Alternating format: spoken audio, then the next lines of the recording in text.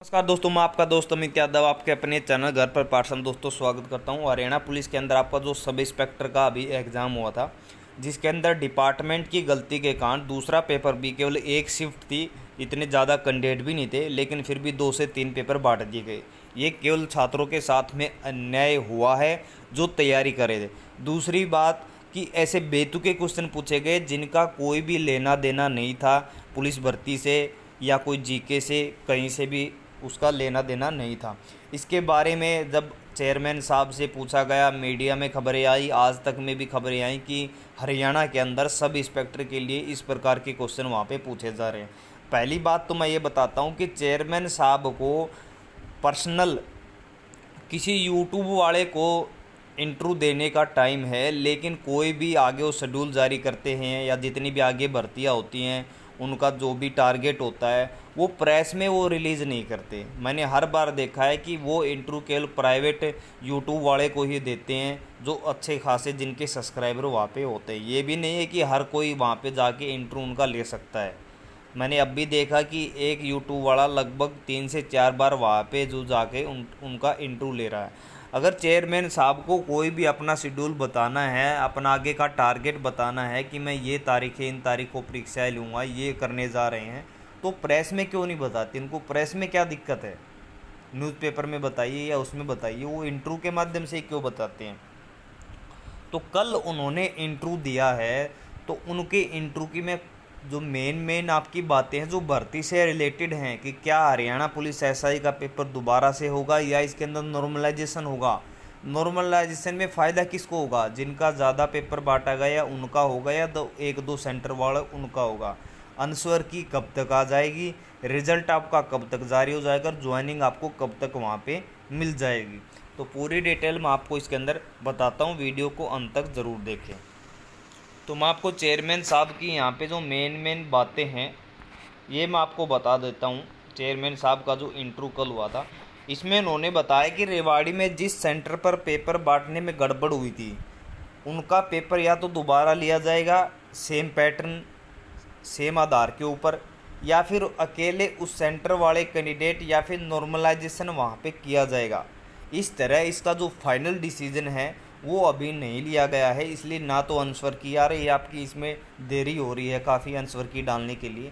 इसका 1 से 2 दिन के अंदर इसका पूरा जो है निचोड़ आ जाएगा कि दोबारा से पेपर होगा, उस सेंटर का होगा या सभी का होगा, या फिर सभी को नॉर्मलाइजेशन मिलेगा। हरियाणा पुलिस मेल कांस्टेबल के एग्ज़ाम में 5-5 क्वेश्चन इंग्लिश और हिंदी के ज़रूर आएंगे।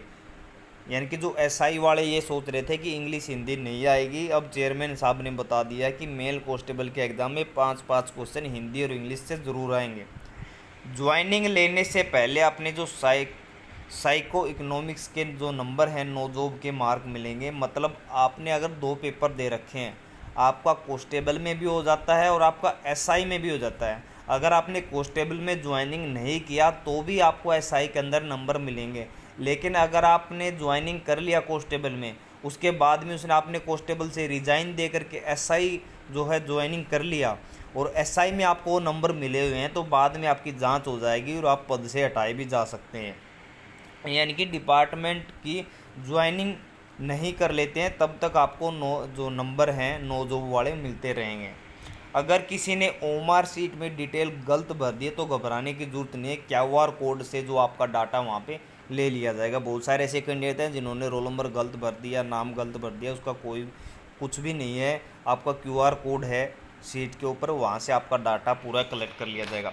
दूसरी बातें, अगर कोई महिला प्रेग्नेंट है या उसकी डिलीवरी हुई है, अगर उसका रिटन एग्ज़ाम क्लियर हो गया है और अभी वो दौड़ने की स्थिति में नहीं है, तो उसको अपनी आईडी, मोबाइल नंबर व डॉक्टर की रिपोर्ट एचएससी को जमा करवानी है। उसका पीएसटी जो है बाद में एचएससी के द्वारा ले लिया जाएगा। घर का कोई भी व्यक्ति डॉक्यूमेंट वहाँ पे करवा सकता है। खासकर जो मेरी बहनें हैं, लेडीज़ हैं, जो लड़कियाँ हैं जिनका फीमेल कांस्टेबल का भी एग्ज़ाम है, बहुत सारे ऐसी हैं जो विवाहित हैं यानी कि मैरिड हैं, उनकी हाल ही में डिलीवरी हुई है, 1-2 महीना हुआ है या होने वाली है, प्रेग्नेंट है, उनको कोई इशू है, तो अपनी डॉक्टर की रिपोर्ट जो है साथ में रिटन एग्ज़ाम क्लियर होने के बाद में वहाँ पे कोई भी उनके परिवार का सदस्य है वहाँ पे जमा करवा सकता है, उनका पीएचटी जो है बाद में ले लिया जाएगा। सीएटी जो है कॉमन एलिजिबिलिटी टेस्ट आपका दिसंबर के लास्ट वीक में लिया जा सकता है। ये तो चेयरमैन साहब ने बोला, लेकिन दिसंबर के लास्ट वीक में नहीं है, आपका जनवरी फरवरी में लिया जा सकता है। एएलएम जो आपके लाइनमैन हैं, कमांडो पीजीटी संस्कृत की जो परीक्षा है ऑफलाइन मोड में होगी, 13 नवंबर को आपकी पंचकुला के अंदर ही जारी होगी। जो एएलएम के लगभग 60,000 कैंडिडेट हैं, कमांडो के जिनके अभी फिजिकल हो चुके हैं, और उनका रिटर्न एग्ज़ाम 13 नवंबर को लिया जाएगा पंचकुला में। स्टाफ नर्स एमपीएसडब्ल्यू का जो रिजल्ट है डॉक्यूमेंट वेरिफिकेशन 1 हफ्ते के अंदर यहाँ पे हो जाएगा। दुर्गा शक्ति जो महिलाओं के लिए स्पेशल है, दुर्गा शक्ति के, उनका एग्ज़ाम भी नवंबर में लिया जाएगा। फिजिकल जो है फीमेल कांस्टेबल एसआई की रेस अक्टूबर के अंदर ही यहाँ पे होगी। ग्राम सचिव पटवारी, कैनाल पटवारी के फॉर्म रीओपन नहीं होंगे।